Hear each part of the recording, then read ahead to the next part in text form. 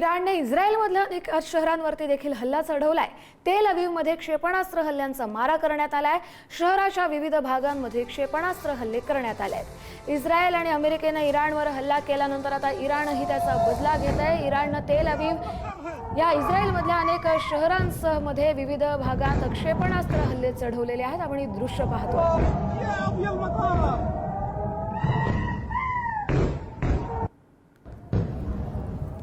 يا ابو على المطار اقسم بالله يا ابو خرهد